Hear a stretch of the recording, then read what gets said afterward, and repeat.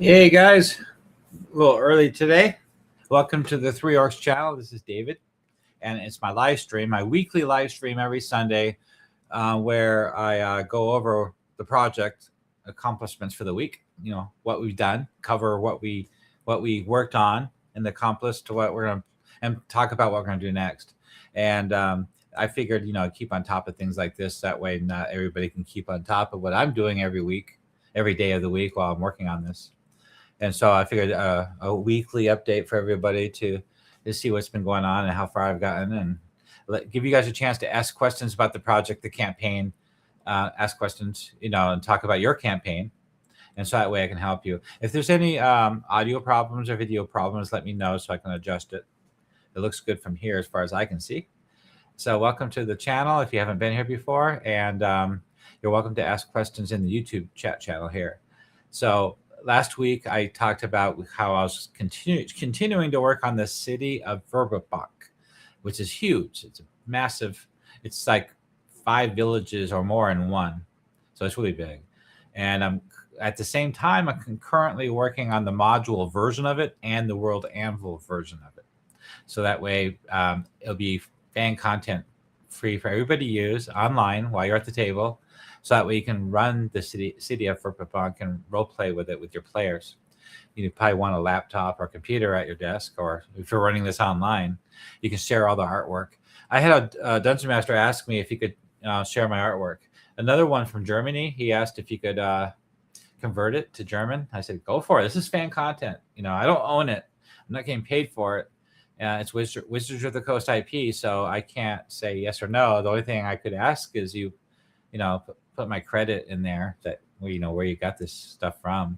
All my artwork does have the Three Orcs logo on it, but you don't have to really ask me or worry about any kind of IP problems because it's fan content. And also the modules I'm writing to be released on a monthly basis when we reach a certain goal. Same thing. Some people want a print version to be able to print it up. That's why I'm making those PDFs. Some Dungeon Masters like that. So welcome to the Three Orcs channel. And before we get into it, I figured out every time I do this, I'd bring up a subject. So I've covered other RPG systems before, reviews. I haven't done this one yet. I did create a character video on this a long time ago, which was interesting. And I think we did a video about making a character too. A long video of actually creating a character and going over all the rules. So this is based on 2nd edition AD&D. So Old School Essentials is based on Expert or Basic D&D. And all these different rule sets are based on a certain version. There's even rule sets out there based on 5e. So every rule set has another rule set out there. It's based on a base version. And what they did was they took 2nd edition. Now, this is something some people have trouble wrapping their heads around. All rule sets, even 5e, are different depending on the world you're running your campaign in. Because the Forgotten Realms has certain rules that Greyhawk doesn't have, and Greyhawk campaign world has certain rules that Forgotten Realms don't have. And there's all these custom-made, tailored worlds that are designed for certain rule sets. It's balanced that way. It's keyed that way. The characters are all created around with that mindset of those rules. And that's what Hyperborea, the Conan universe. So I got the Conan Player's Handbook. I did the Kickstarter. Look how thick that is. So this is not written the way Old School Essentials is, which is very referenceable and curse so tight. So that way a Dungeon Master can just run it. It's really simple just to run with being able to look it up and just kind of flip through it and run the rules. Where this one, you probably want to read the whole thing or most of it. Just like Castles and Crusades, you got to read most of it before you run the game. This is quite a bit here. Now, a lot of this has big artwork, full page artwork. So there is a lot of space used for their very unique, handmade, hand-drawn artwork in here. So it does use a lot of space for that. Some of it's in color too. It's all, you notice the spaceship and the D&D monster.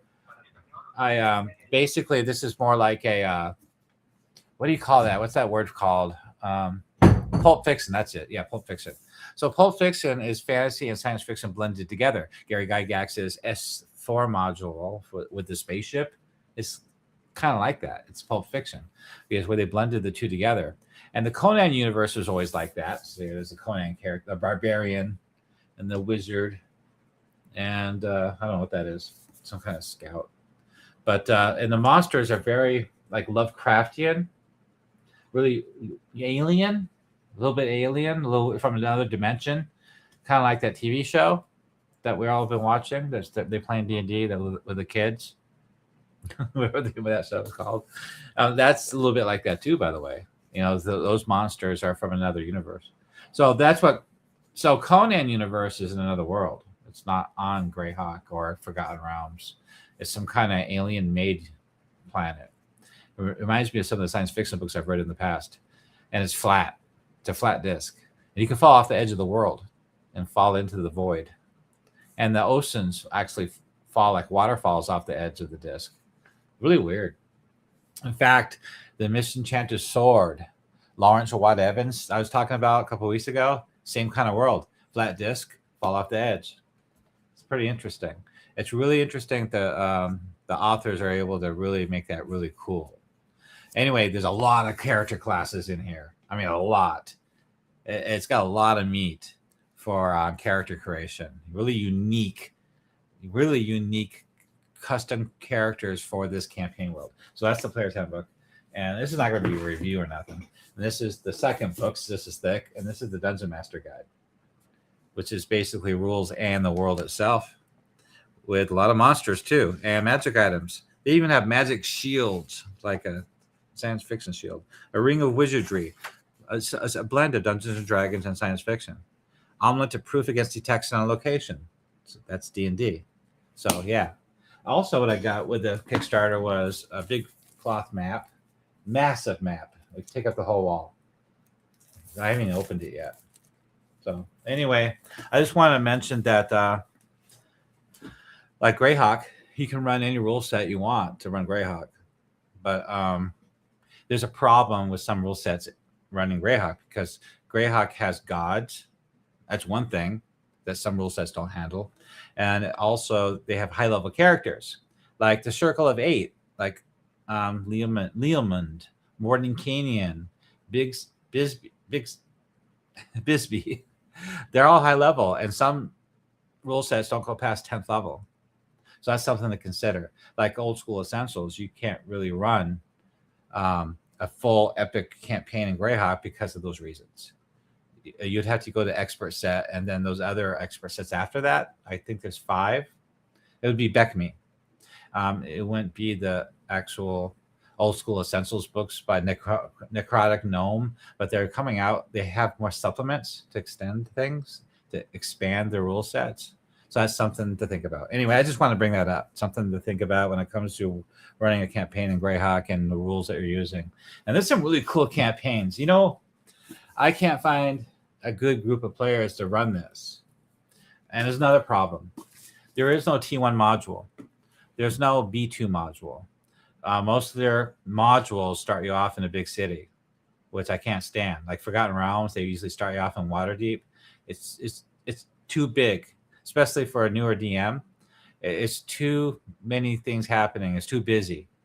The players won't be focused. They'll be all over the place. It's really, that's what's great about the Village of Hamlet and the B2 module to keep on the Borderlands. One small town with all the Pacific NPCs, you know everything about them, and one dungeon. Great way to start a campaign. Keep it simple, then grow from there. And unfortunately, a lot of these modules like Hyperborea, there's a map on the back of the world. Oh, sorry. The Wilderlands had that problem. That was back in the Judges Guild. Yeah, Judges Guild back in the late 70s. The Wilderlands is huge. It's bigger than Greyhawk, but it's not detailed enough. It's not detailed like the T1 module, that level of detail, unfortunately. And a lot of their modules start off in this big grand sweeping a city or this area. It's not detailed enough for me as a dungeon master to really bring it to life, to be fully engaging. You can do it. You'd have to do it as a dungeon master. You'd have to put a lot of work into it to really bring it to life. And that's a problem. And a lot of people don't have that kind of time. So that's why I'm making this website. I'm doing all that work for you, for Greyhawk, for running the Temple of Elemental Evil. Yeah, the Village of Hamlet's done. T1 module, right? Well, Noel only had 4 locations, so I had to do that. There's 35 locations there, and all the NPCs and organize the 7 factions. You know, that has to be all flushed out. All their connections and their agents out in the world, in Divers and the City of Verbobonc and other towns in the area, and all their activities, the raids, the cultists, the bandits, the brigands, the pirates on the rivers. It just, if it's all flushed out for you, it makes it easier for you to run the game, because you don't know what your players are going to do. And if it's all there ready for you, even though you won't use most of it, at least you know you'll be satisfied that, yeah, at least I can lean on it and help me. I won't get stuck with nothing. It'll be kind of bland, generic stuff that you just make up at the top of your head. At least you have a foundation, bricks of a house that you can build upon. It's kind of like the World of Greyhawk box set. Can you imagine running the World of Greyhawk campaign without the World of Greyhawk box set? You need that foundation to springboard from. I'm not saying you have to stick to it, but at least you have the foundation to start from. There's a lot of different DMs with different experience levels. And some needs more help than others. Okay, so anyway, I want to talk about more. So let's go ahead and look at the screen here. Oh yeah, somebody was talking. You got a new DM in the Discord asking about the Wild Coast, and I was telling them my plans in the future was to extend into the Wild Coast in this campaign setting. And he asked about the Pamars and the mountain down there.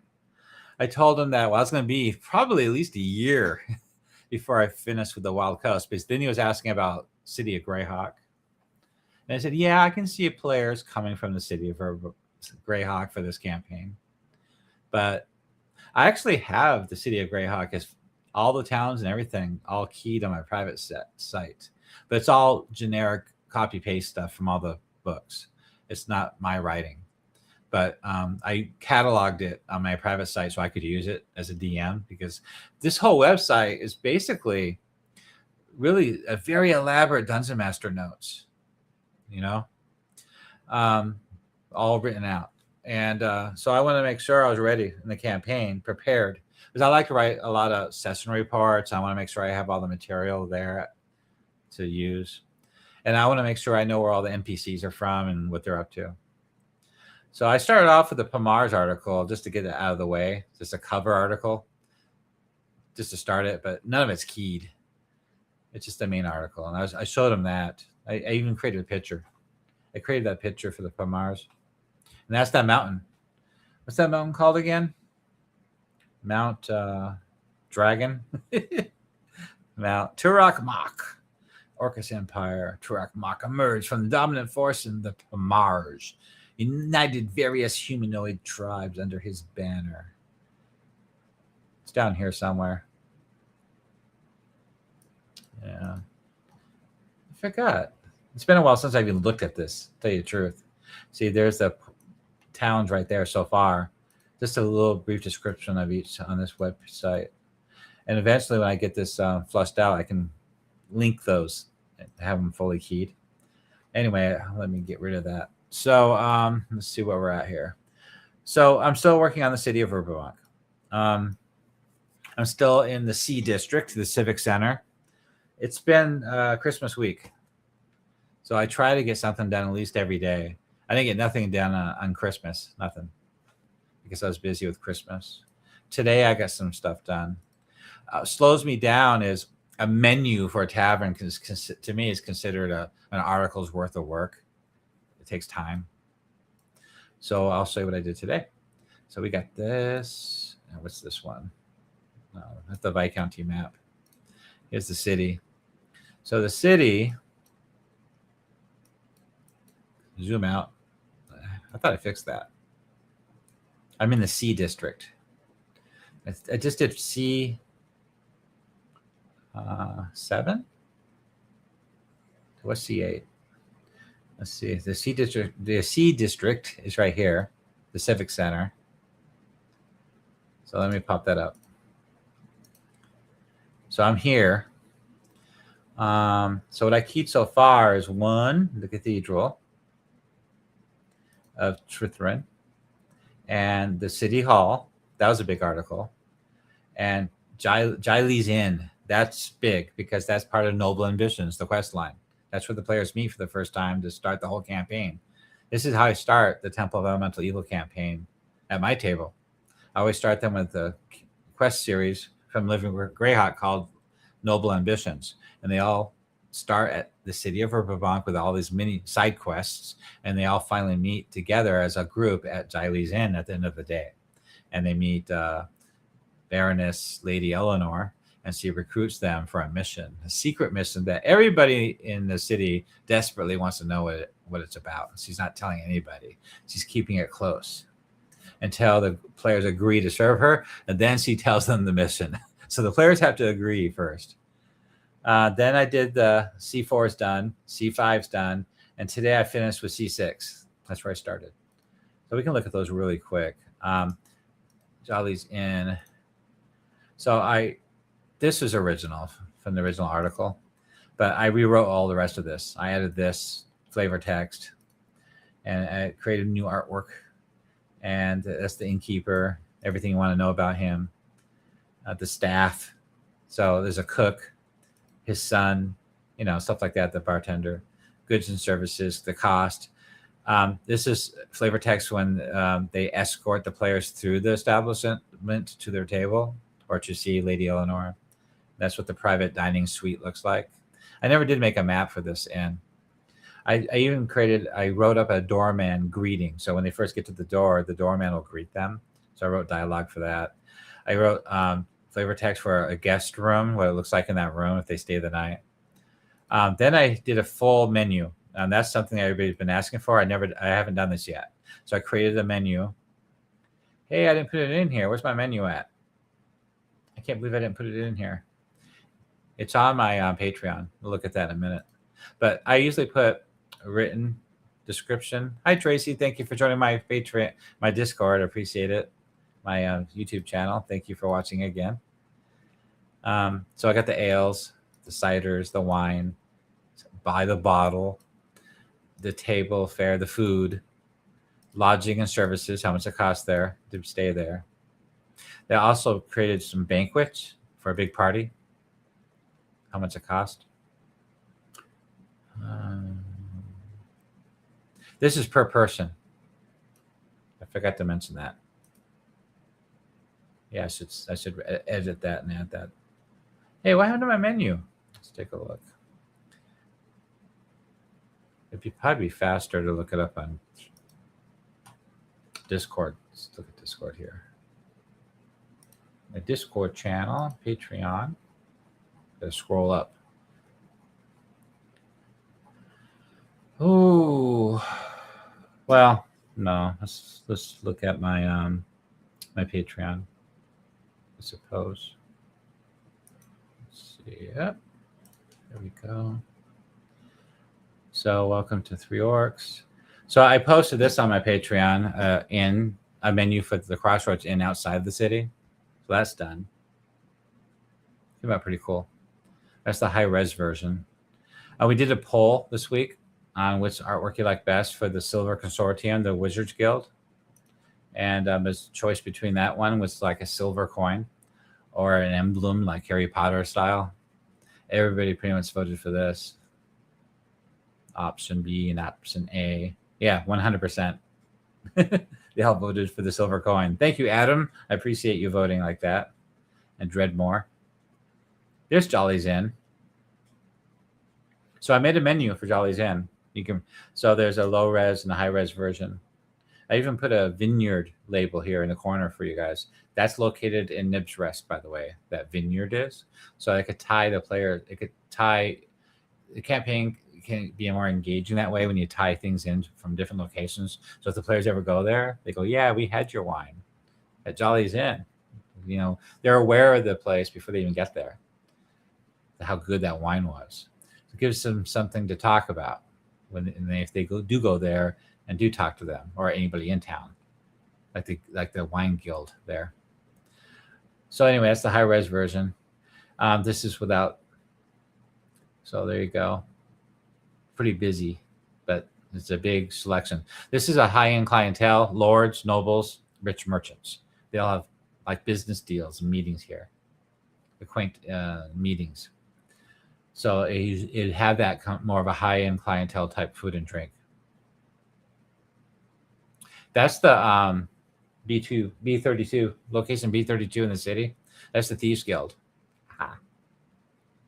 And bandit guards. Okay. Is this even in order? Anyway, let's go back.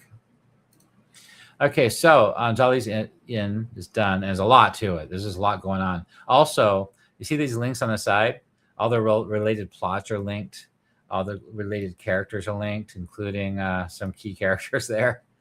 What district they are in is linked. The Noble Ambitions, the module, is linked. So that's pretty cool. So let's go back. C3. C4 I did was the Conservatory of Lear. It's a church to Lear, the Church of Music. So it's the first impression. I wrote a bunch of flavor text and stuff and blurbs. She's the Lord. Lear is the goddess of the lore keeper. And this is the main character here, the High Priestess, right there. Facilities, what's there. So if you had a player in your campaign that is a cleric of Lear, this is perfect material for that character to have. This is her her resources.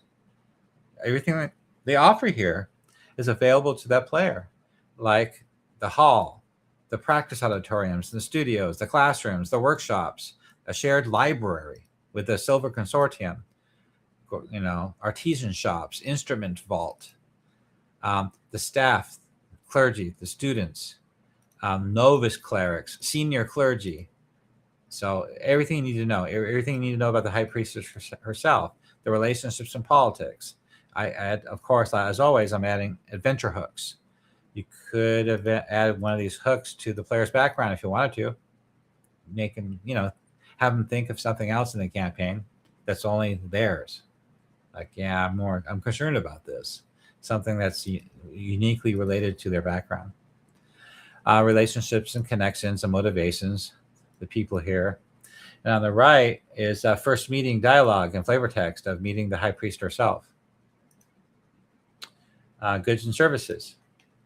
So there's our holy symbol right there. So anyway, I did that one. And then C5 was the Silver Consortium. This one took a while. So it's a huge place, as you can see on the map. Let's look at the map real quick. So C5, okay, let's start from the very beginning. C3 is Jolly's Inn. C4 is the Lear, the Temple of Lear. And C5 is the Silver Consortium, and they're all located on the Civic Center Plaza. The next place we're going to go after that is across the street. Oh, there's C6 right there, and that's C7.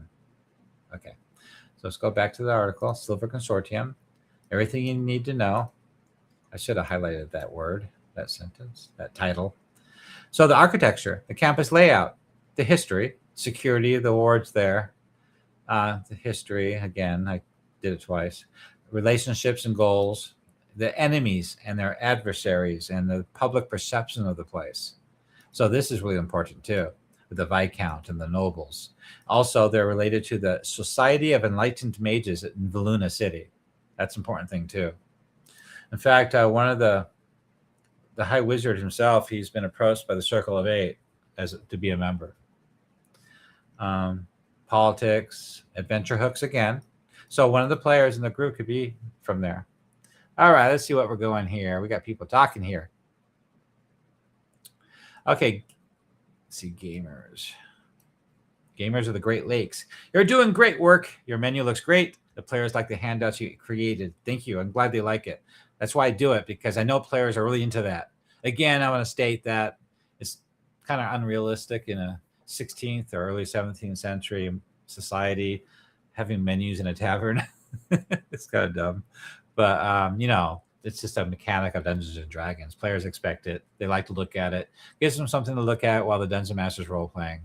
You can still have the waitress or waiter, serving girl, whatever, the bartender. You can still have them role play what's available, what they're offering, the drinks or the where the drink is from, what it tastes like, while they're looking at the menu.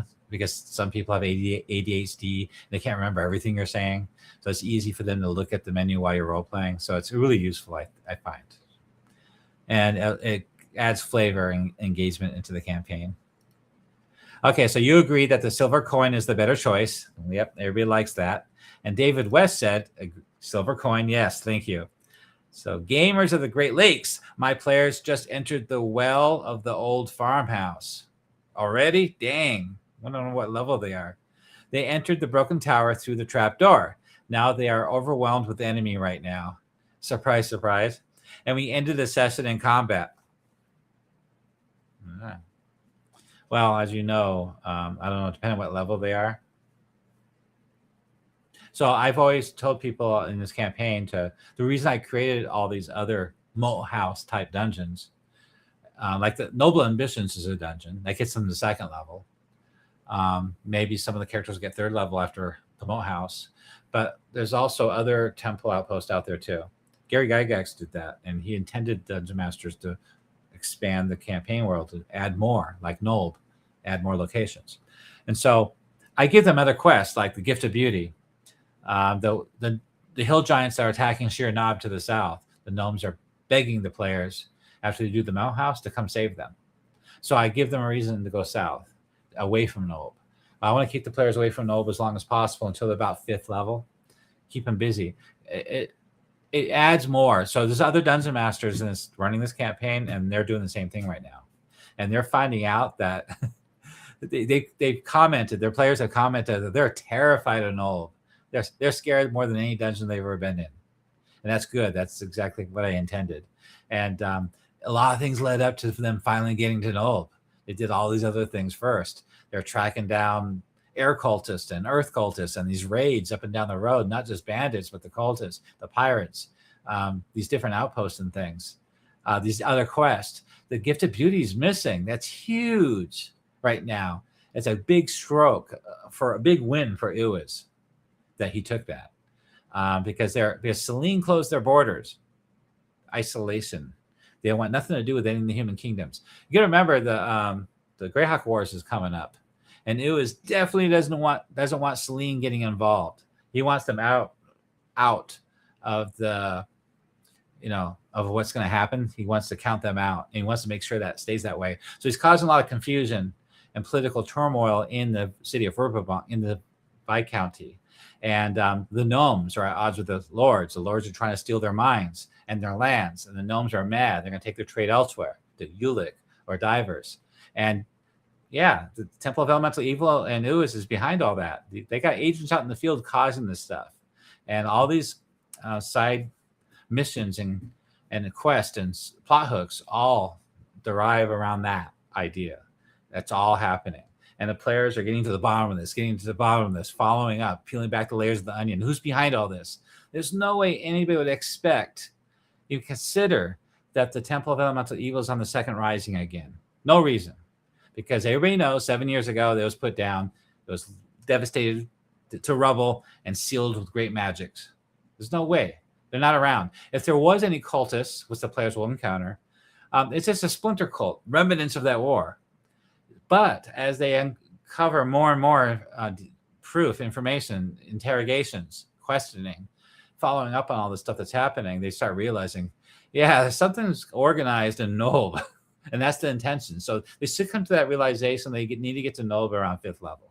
That's what I'm trying to do. I steer my players away from Nob until that point. Let's see. Okay, so Gamers of the Great Lakes said they're about 4th level. Well, I wish them luck. I don't know what rule set you're running, but if they're 5th edition, then they're probably going to slaughter everybody. But I don't know if you're running the Goodman Games version or not. Because they redid the stat blocks. So, and another problem is when the players leave to recover.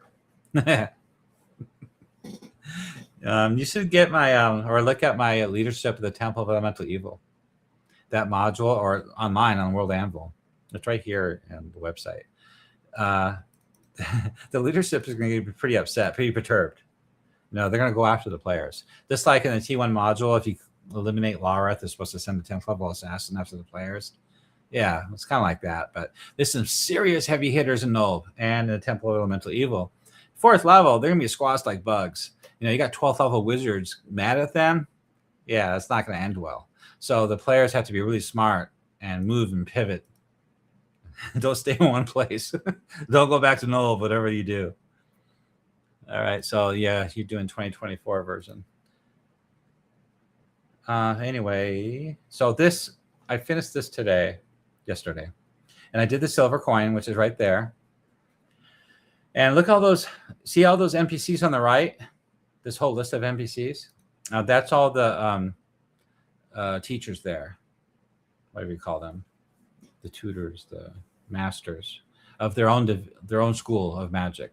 I think I linked them out. I detailed them out below. Did I do that? I did that in the module.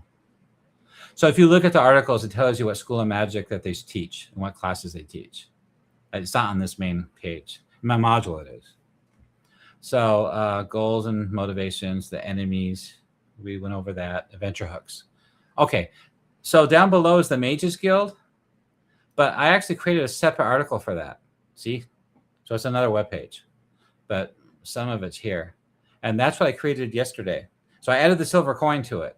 So this is a player handout to your players. If a wizard wants to be from the Great Mage Guild of Verbobonc City, his name would be on this paper, and you'd have this paper with him. So this is an item you'd have at 1st level on him if he was from this school. That's why I created that. And it's signed by the great headmaster. So it's pretty cool. I put a lot of work into that. Goods and services. So there's a lot here at the player's disposal, just like the Conservatory of Lear, the library, the occult section. You also get, as a member, you get access to spells too. See right here, school intuition. See the level of spells and how much it costs per month. And you can adjust all this, of course.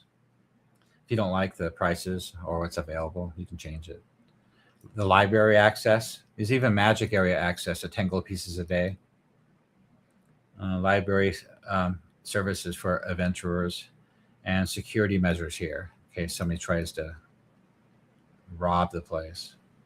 But yeah, this is a big, massive article. And so there's a separate article for the Mages Guild. So see what I did over there. I haven't even looked at this lately.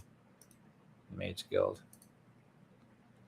So basically, it's more detail about being a guild member and the faculty and entrance requirements and membership. Yeah. Yeah, okay. Let's get rid of that. Okay, but what's great. Okay, what's important about this article? It's an organizational article, so I can assign that organization to an NPC.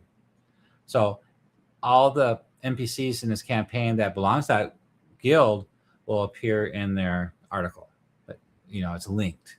That's why I create organizational articles. Anybody that belongs to the Gnarly Rangers, is linked to that organizational article. So they're a member of that organization. It's really good organization that way.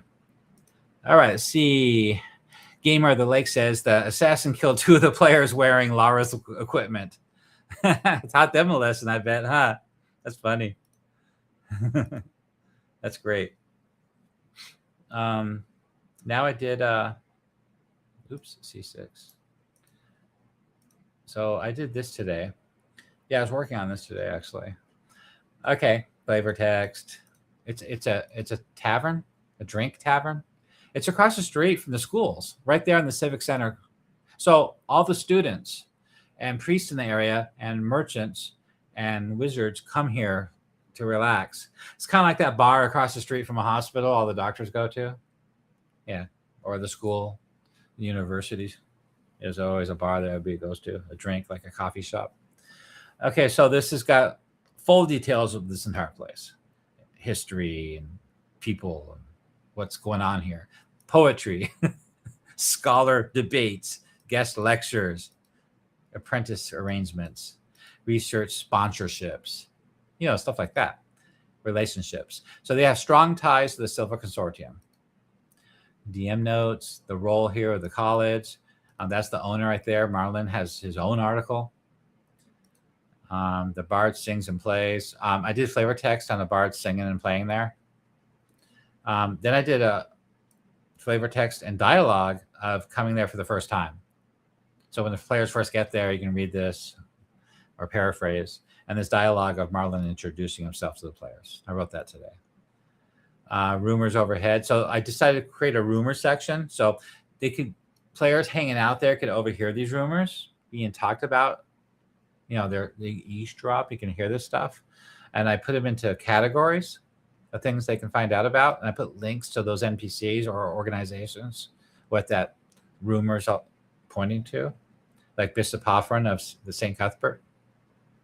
The bishop and the mayor are circling each other. That's what they hear talking over the table. And then there's little details about that. And I got a DM tip down here. So on the right-hand side, I can't believe I didn't do it. I made this menu today. I didn't add it. Wait a minute. I did add it. Why is it not here? Refresh.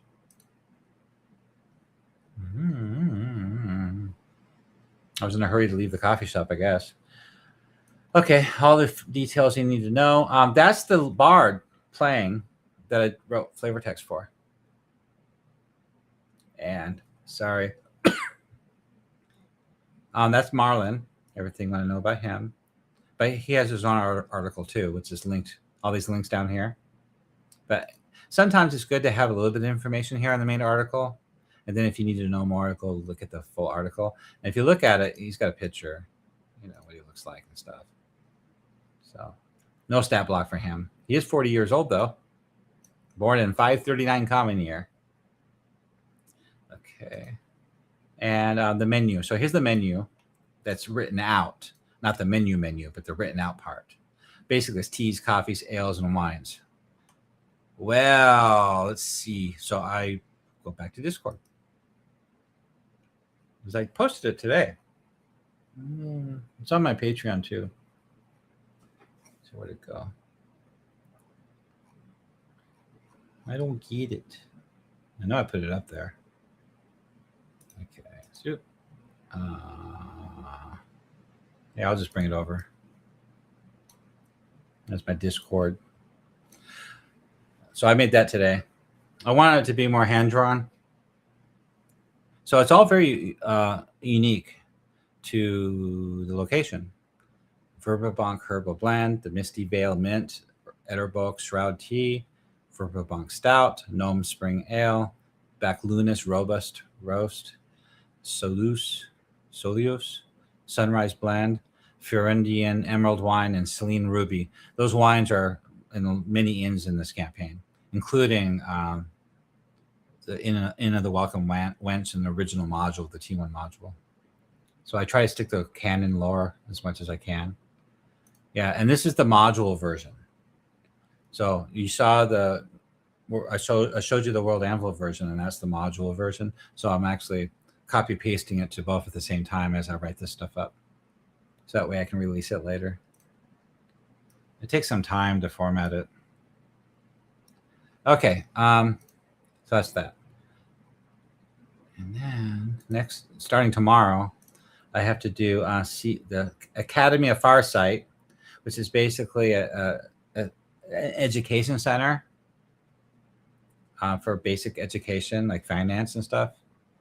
And then you got the Spruce Goose, which is a very high-end inn. Very expensive. Only lords and noblemen stay there. And the Bankers Guild. So, and that's the end of the C9. Now, I could easily add more locations to the city. But, it gets to the point where you go too far. Any Dungeon Master can see the empty buildings. Any Dungeon Master can add a place. If you guys add something, I like it. I can always add it. Add it to this map and add the article. If you guys have a really good location, then I might, edit it some, clean it up, make sure it's relatable to the rest of the locations in the city, that it fits. But yeah, so anyway, I'd love to finish. My goal is to finish the Civic Center Plaza by midweek, I hope. That's water. And then I'm gonna hit the F. It's ABC. What's the D's? There is no D. Yeah, D is the Elven Quarter. So hopefully by the end of next week, and I'll have the Elven Quarter done. I can report that next week on my live stream. The Elven Quarter only has like 6 locations, which is not nearly enough. I think a couple more locations definitely need to be there. So I have to consider that. I have to look it over and think about it. Then after that will be the Gnome Quarter. Yeah. So there's a lot of locations there. And after that, the Foreign Quarter, F, right down the middle. So there's a lot of work left to do. It'll probably take me to the end of January to finish the city.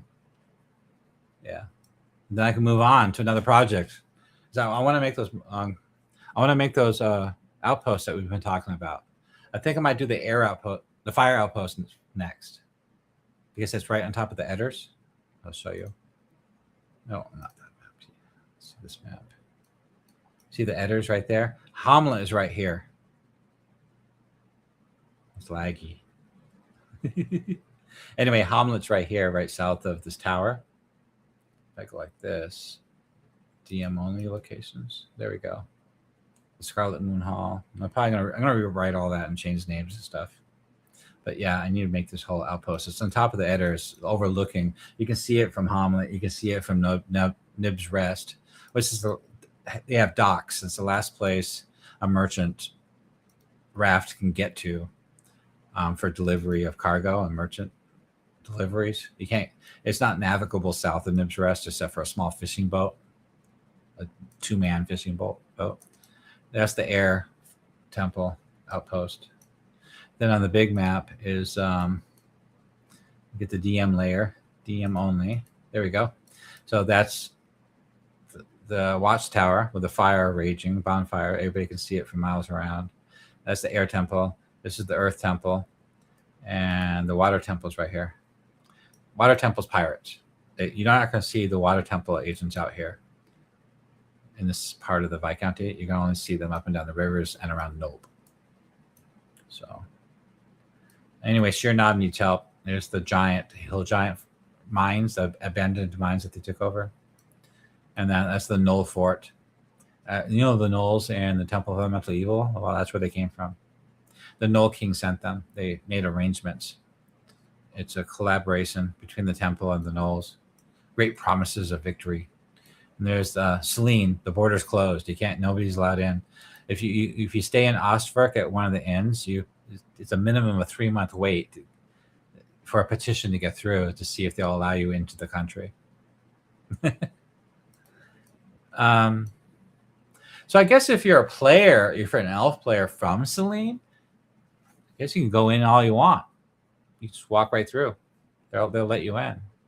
You're a citizen of Selene. I haven't done Humming's End yet. So Humming's End is 10 miles southeast of Hamlet. So that really needs to get done. That's in the play area. The play area is basically any place within 1 day of the main action. The players will probably end up going for one reason or another.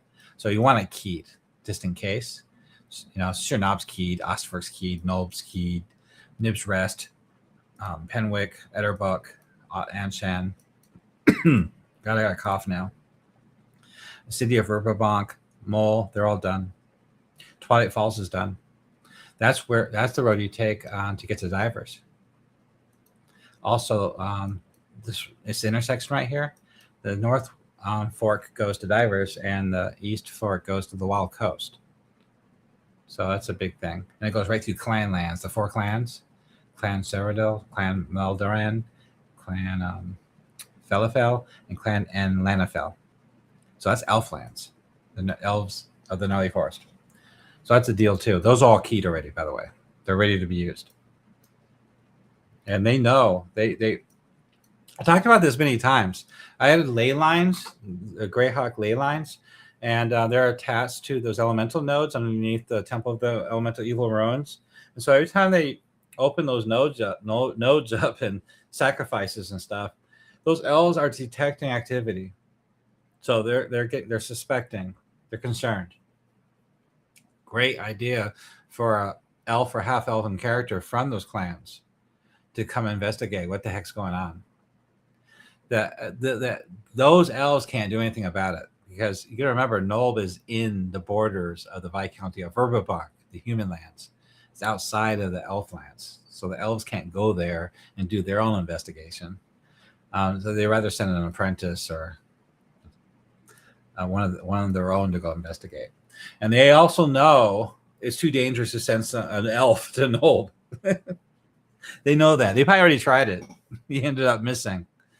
Yeah, there is an elf missing. He's in one of the nodes. She's in one of the nodes. Remember? She's a high-level noble from Selene. Rescue her is great rewards. That's all in the basic module. I'm not even looking. There we go. Okay, what's going on here? Okay, so Gamers of the Great Lakes, what edition do you play? 3.5 is my favorite edition, most realistic.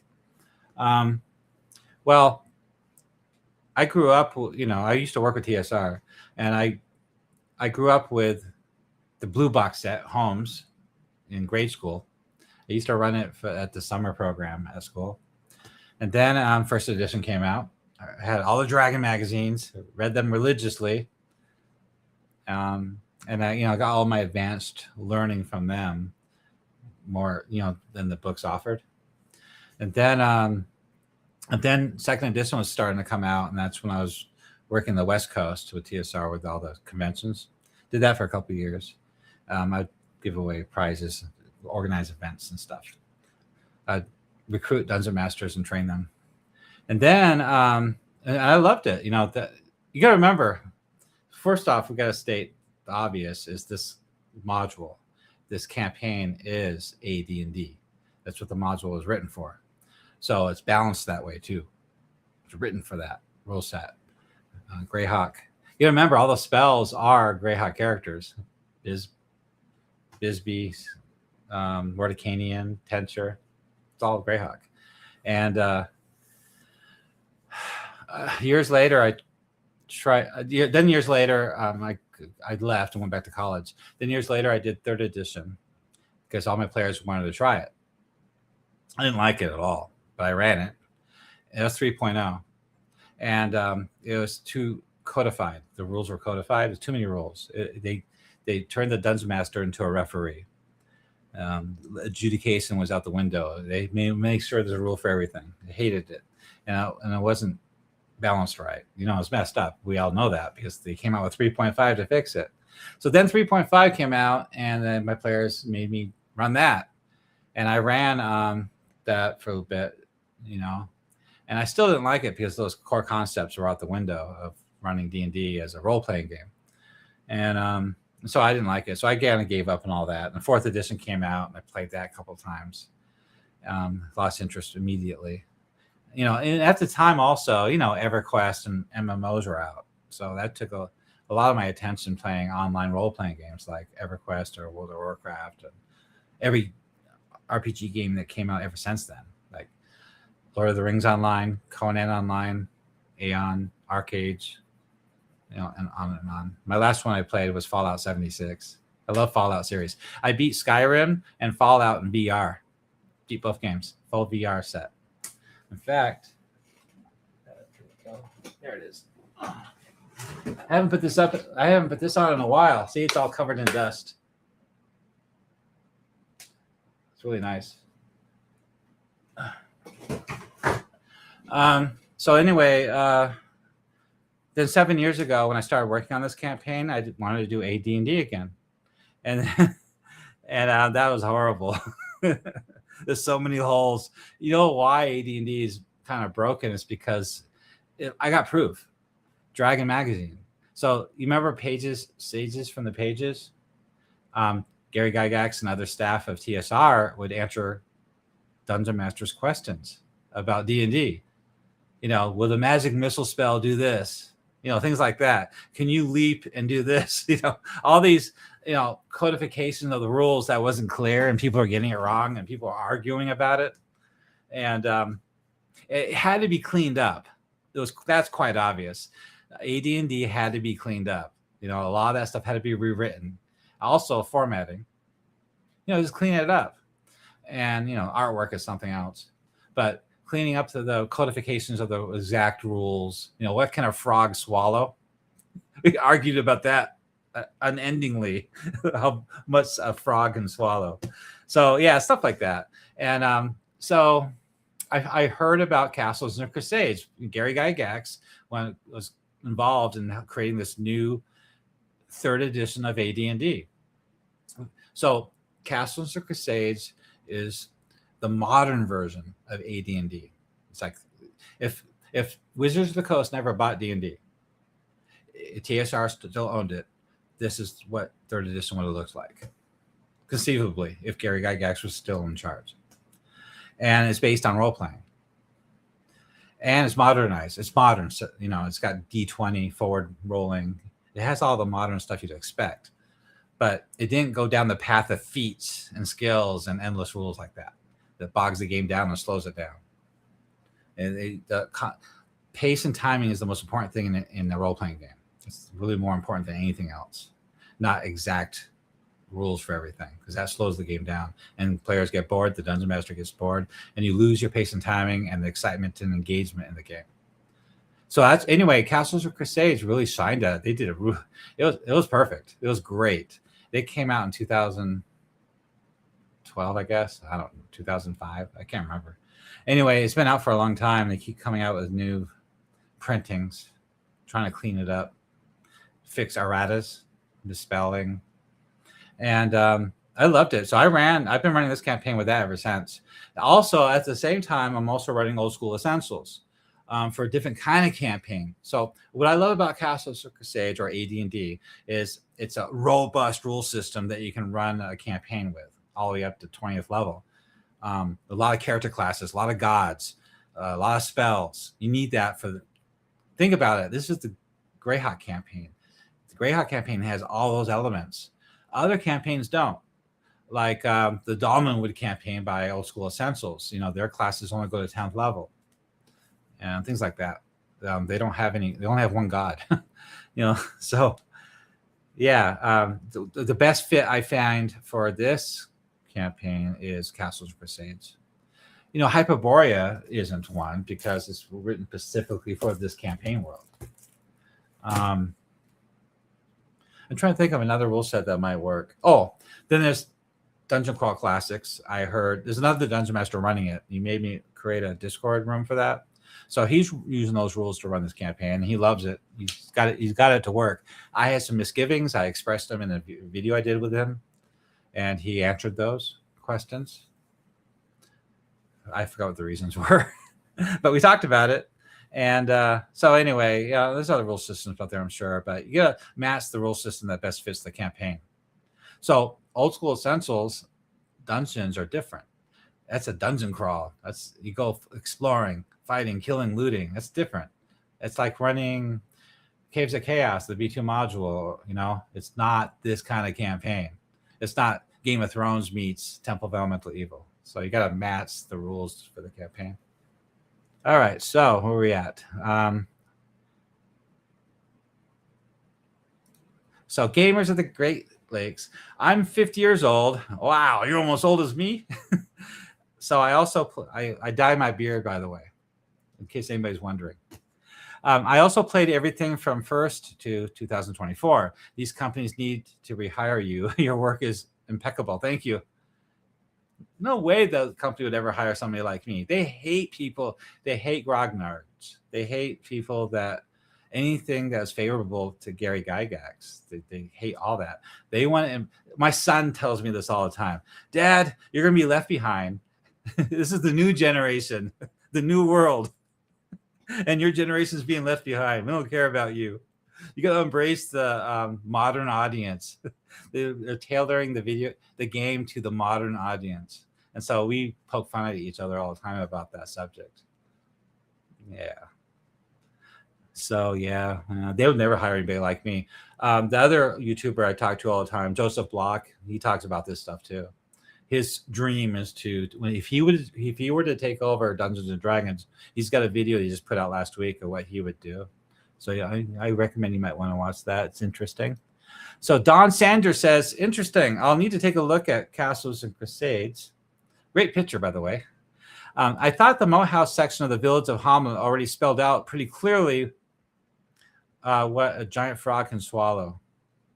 Yeah, but the problem I had, two problems. The first problem was with the first edition, running that encounter back in '85. And I have another problem with it running it with Castles and Crusades. Castles and Crusades, there's one problem with Castles and Crusades, and I wrote an article about it. They don't have conditions like the blind condition or the confusion condition, the conditions people fall under. Stunned, yeah, the stunned condition. A list of conditions. So I wrote an article of all the rules for conditions. Now, D&D 3.5 does that really well, and so does Pathfinder. They have conditions, and Castles and Crusades didn't want to go with that. Their answer to that was pretty vague. The DM just adjudicates it. But I was running this with Fantasy Grounds Online, and I needed concrete rules for that. So I created my own conditions based on that rule set. They should have added it to the rule system. Castles and Crusades, the frog in their monster manual isn't very clear what a frog can swallow. So I was using first edition from the okay, wait a minute, back up again. So the frog in the monster manual rules are different from the module rules. Go look it up. Look at the frog in the monster manual and look at the frog in the Moat House. The rules are different. And I know they had specific rules. So I had to adjudicate it. So I adjudicated that he was human, paladin, wearing plate mail on his horse. And he weighed 100 and 200 pounds with armor. And I rolled a 20. So what I said was the tongue wrapped around his waist and yanked him off the sword. Yanked him off the horse. That's it. It went into the water. Nothing else. Just yanked him off the horse. But I also had him roll for a strength check to see if he could resist getting yanked off the horse. And he failed that too. So not only did I roll a 20 crit, but he also failed his strength check. And so he got yanked off the horse into the water. And that was it. Then my frogs tore him apart. But that's besides the point. Anyway, we got a big argument about that. And the rules really don't cover that. The rules cover if you can swallow him or not. But the rules also insinuate that you can yank, that they can pull somebody towards them. And I believe they clarified that in one of the Dragon magazines. The sages from the pages. Another reason why Gary Gygax, Castles and Crusades, why they wrote it. I'm telling you right now, if they never wrote Castles or Crusades and Gary Gygax was still around, he knew this. He was telling everybody this. It's been 40 years. Of course, AD&D First Edition, the Dungeon Master Guide, and the Player's Handbook should be updated somewhat, clarified, maybe a little bit more formatting fixing, just make it, improve it after 40 years of reflection and Sages of the Pages from Dragon Magazine. Yeah, of course it needs to be updated. So he got together with Troll Lord Games and created Castles and Crusaders for that. The name Castles and Crusades is his guild name, his group, his gaming group back in 1970. That's the name of their group. That's why they called it Castles and Crusades, based on his original gaming group. You guys warm me out. Okay. Boathouse section. Yes, Don Sanders. So, gamers of Great Lakes. The current campaign of the player character's dog got swallowed by the frog. That's awesome. They were heartbroken. I always make fun of that. I like to tease my players. especially new ones, because they don't know what to do. So I give them stupid ideas. they give me dirty looks all the time. He goes, yeah, you really should take your donkey in there. Great idea. I love it. And then I said, you know what? You should put a bell around their neck. That'd be really good. I'd love to see that. And then they start calling me names. All right. So we don't like that idea, David. Sorry. So the giant frogs were to scare the first level characters who venture into the moat house too early. I didn't hear that part. I didn't hear that reasoning. It's interesting. I don't know why. I love those giant frogs. They're very iconic. I made some artwork for them, like little comic strips. I put them on my Patreon and Discord. Sometimes I'll make a comic strip. Don Sanders. In my current campaign, a player character's dog got swallowed by the frog. Hearts were broken. Then he said, oops, keeps flicking on me. I can believe the monster manual isn't clear on frog swallowing. I had to use the module rules. Yep. See, I rediscovered that all these years later when I was trying to run Castles of Crusades, because the Castle of Crusades frog wasn't clear about that either. So, by the way, when you're running Castles and Crusades, if something's not clear, you don't like how it works, I always refer back to AD&D. I'll pull out the player's handbook. I'll pull out the DM guide instantly. Bam, no slowing the game down. Okay, that's not clear. Pull it out. Bam. Okay, there's the spell. Sometimes the spell isn't. Some spells in like the Temple of Elemental Evil or some old modules won't be in Castle Crusades. Castle Crusades has most spells, yes, but sometimes one is missing, or a certain monster might be missing. So I'll have to pull out like the Fiend Folio or something to get that monster. But most of them are there though. They don't have any demons or devils in their monster manuals, but they did come out with another book of just demons and devils. I had to pay extra for that. Oops. Every time I click it, it shifts. Did it again. Okay, so gamers of the Great Lakes, strength check is a default that I also used in similar situations. Yeah, that's adjudicating. We all learned that running AD&D or D&D from the very beginning. The new generation of players don't understand any of that. They just have to roll. They have to roll a skill. That's their answer to everything. Old School Essentials does a really good job of reteaching them. So by the way, I got hired to run the Dungeons and Dragons school system for the prep school. It's not hired, contracted. And it's like 30 students. And they're all from 6th grade to seniors. Really smart kids in the rich part of the town. They do everything these days. You're not just a nerd anymore. You're a nerd and a jock. You're everything. They're like on the soccer team and they play D&D and they read and A students. Crazy. Really impressive. But anyway, not like in the day when I was growing up, we're all a bunch of losers. Pot smoking losers. No. So anyway, we decided as a group, this is like 4 of us DMs, we decided to run Old School Essentials to teach them the basics of Dungeons and Dragons. That's why we did it. We didn't want to confuse them. We wanted them to start off with the basics of role playing. So they're not staring at their character sheet. They're role playing. They're getting into it. And then once in a while, I'll ask them to, look that up on do you have that item on your player's handbook? Do you have that item on your character sheet? Do you have that spell? Do you have that spell memorized? What's that spell do again? And then we'll look it up. And I'll print it out for them so they'll have it. So you remember what that spell does? And I'll help them with the spell. So it's all basic D&D, simplified. And those dungeons are fun. You thought the Caves of Chaos was fun.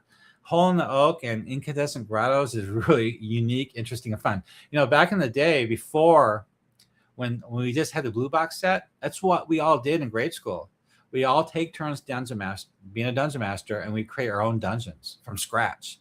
And the idea was to do better than the other dungeon masters, is to make unique rooms, unique treasures, unique traps, unique environments.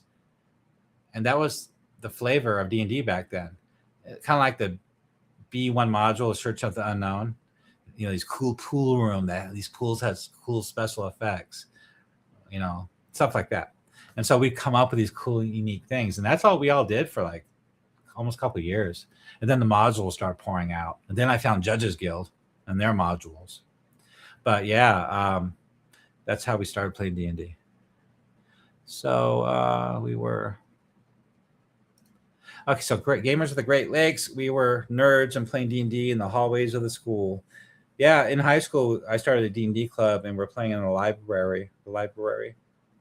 I love, what I like about the most fun D&D is when you got regular people that don't read fantasy books, like a jock from the football team or something, just normal people, and they try D&D and they get into it. I think that's great. That's the most fun. They're not super nerds where they want lightsabers and purple dragons. I have very short patience with those kind of players. I feel like I'm babysitting. Let's see. Nothing like a black sheet of graph paper. These kids don't have the imagination we had. You know why? Because they're not reading. They're not reading the fantasy books. I read a fantasy book and a fantasy book once a week, a whole book every week for most of my life. So I read all of them. I have a pretty big library. I haven't been reading lately because I'm busy with this stuff. Speaking of which, you need to look at something else. Oh, yeah. By the way, I wrote this article for you guys in case some of you don't know. People are asking, because I know you're overwhelmed by all the material, where to start.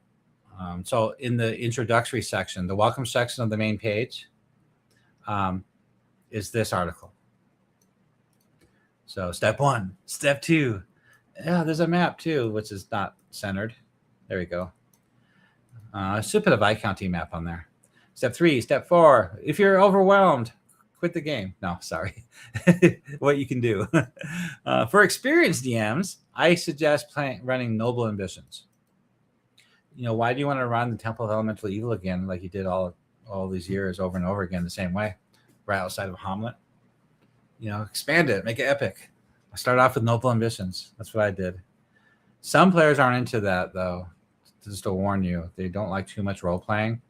So, old school essentials, those kind of dungeons, they like to go in and it's immediate engaging action. That's why I like running Caves of Chaos. And because it's immediate, you got one town and you're there at the dungeon within that morning, and you're immediately engaged doing stuff, exploring, which is short supply these days, I guess, and interacting and fighting and looting, survival. And so it immediately hooks new players into the game. It's really exciting. It's really fun. It's really epic. And so Old School Essentials does a really good job making modules like that. So what I'll do is for new players, I rather run them through a dungeon like that first before hitting them with a big campaign like this. This big campaign would be overwhelming for new players. They'll be lost completely, and it's expecting too much from them to really role play, to get into their characters. And it's the all the politics and the NPCs and the relationships and all the different organizations. You want players that have been around for a while before you run a real full campaign.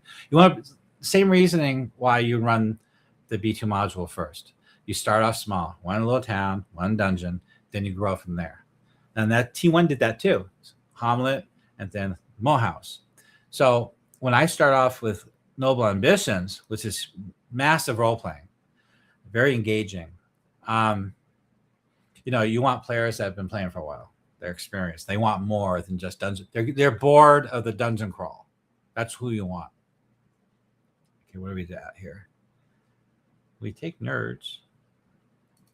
Nothing like the black sheet. And then, yeah. So the Caves of Chaos is one of my favorites. I redid it. My new map is on my Patreon, by the way. I added rooms too. So I have a VTT map on there, and I rekeyed the whole place.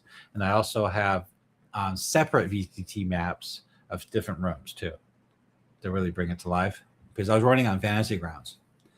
And I'm running the Return to the Temple, though. I'm running the Return to the Keep on the Borderlands, which is 20 years later. So 20 years later, there's a resurgence in the Caves of Chaos, and new bandits moved in, new clerics, evil priesthood moved in, and they want to do the same thing. They want to get their undead army together and march upon the keep and take it over. Just, it's advanced, much more advanced and interesting, I think. And I rewrote the whole thing. I added, like I did here, I added a lot more. Flavor text and dialogue and NPCs and artwork and stuff. Okay, so anyway, I just want to remind you that this article's here to start off. So to go there, go to the front page. So this is the front page, and then you scroll down, and they haven't fixed it yet. These guys don't know what's wrong. You see that table of contents on the left? There's supposed to be a white field behind it. And nobody in World Anvil can explain to me what's wrong, how to fix it. They said something about the code, but you can't edit that code that makes that block. So I'll have to ask them more. Anyway, see where it says introduction? So click on introduction.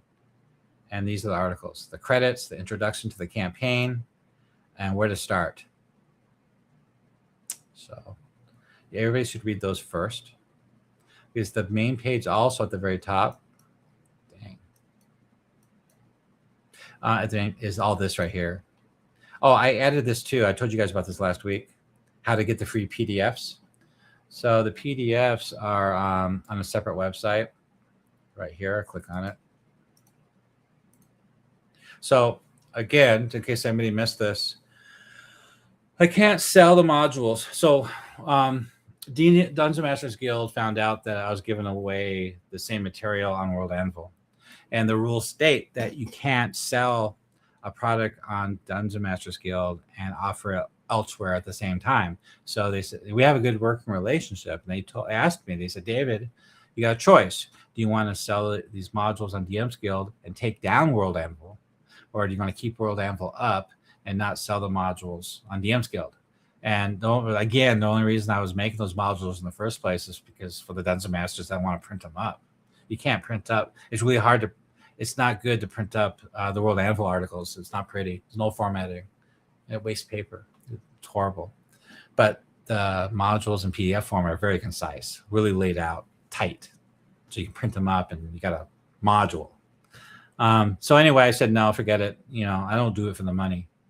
So I said I'm not going to sell these here anymore. And so I didn't want to really give them away. I put 300 hours into Nob.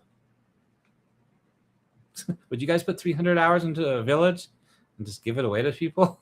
So the next best thing I thought, a good idea, was to give away one a month as a members drop. So it can't be on Patreon because that's a paywall. So I had to create a separate website. It's a Google site, Google Sites. And so you can go here and just download the first module right here. And then every month I'll add another one and another one and another one. So unlocking the January module. So my goal is I'm at YouTube subscribers of 1835. If I can get to 1900 subscribers, I'll give it out. Or my Patreon members, if I can get to 420, I'll give it out then. So I have a whole list. I have 5 modules right now to give out. And Noble Ambitions I started on. So I'm going to give that out when that's done. But I switched gears to City of Verbobonc. I want to get that done first. Think about it. To run Noble Ambitions, you need the City of Verbobonc. They're both here on World Anvil. You can use it right now, no problem. But for anybody that wants a module and you want to print them up, you need both. I guess you don't need both, but it'd be nice to have both. So I decided to do the City of Verbobonc first because some of you guys asked me to do that first. So I switched gears. After the City of Verbobonc, I really need to finish Noble Ambitions as a PDF, get that up. But I already have 5. City of Verbobonc will be my 6th module. Noble Ambitions will be my 7th module. And then I got to do the 4 outposts, fire, earth, water, and air. I need help. You guys need to help me. Okay, so here we go. Hit that like button. Let's keep the Godfather of Temple of Elemental Evil thriving. Thank you, gamers of the Great Lakes. I wish I lived there. I would love to live there and go to Gen Con. I'm on the West Coast. Somebody's trying to convince me to move. So yeah, that's my goal. So I figured giving them away just for free. Okay, here you guys go. Here they are. Take them. Wasn't really benefiting getting more members to join. So I thought this is a better way of doing it. I got advice from people to do it this way.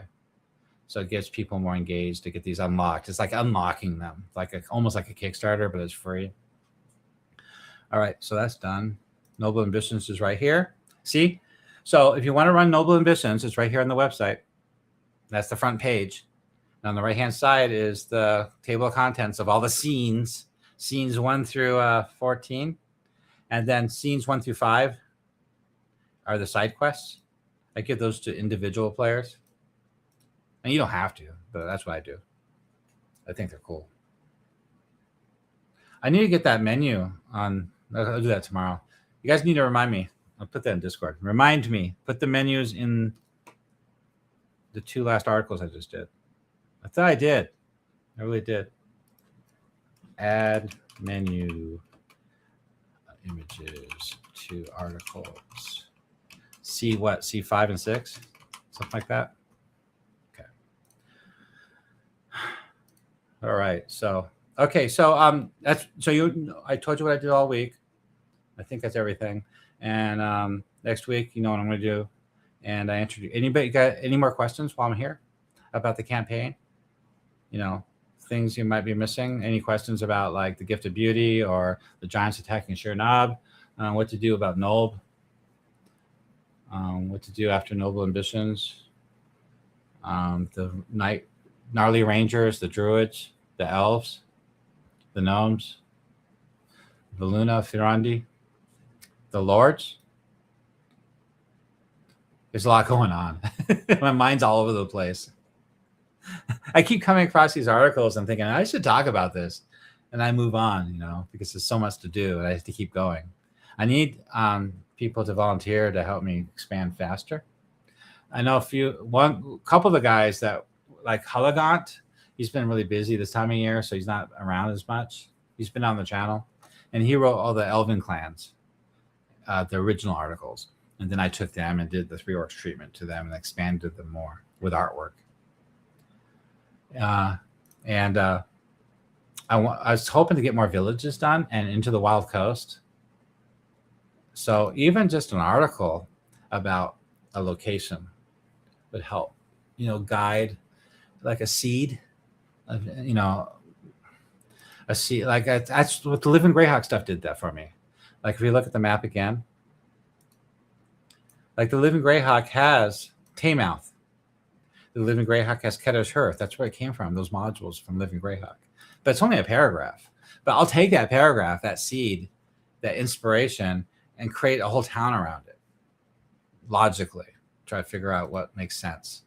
The size of the population, who's there, the politics, the organizations. Like Ketter's Hearth is a woodsman village, I believe. Taymouth is a port of merchant trade up and down the Velvet Diver River. It's pretty big. Hullagaunt already actually wrote that up. I just need to tackle that project sometime. I got too many things in front of it right now. I'd like to get Taymouth done. But Old Comet needs to be done. Egleth and Amride needs to be done. These 3. They're small. Old Comet's bigger.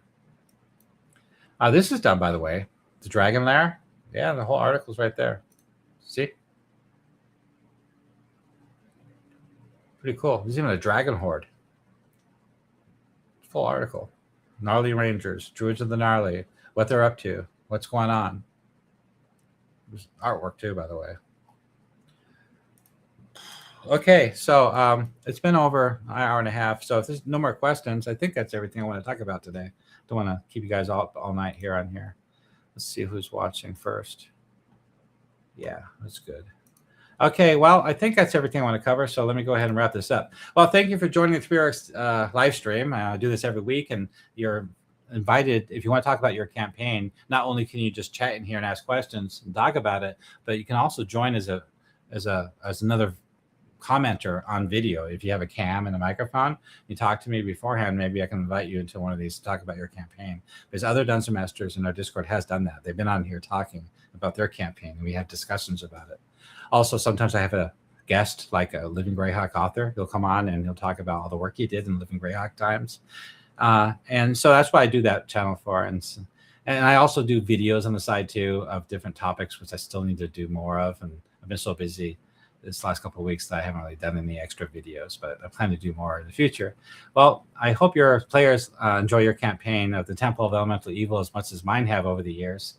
And I hope you're able to continue it, a long campaign all the way up to Loth, the Q1 module, and finish it off. It's the dream campaign come true if your players can actually survive 2 years of playing to get to that point. Well, thanks a lot, guys. Have a good night, and I'll see you guys next week.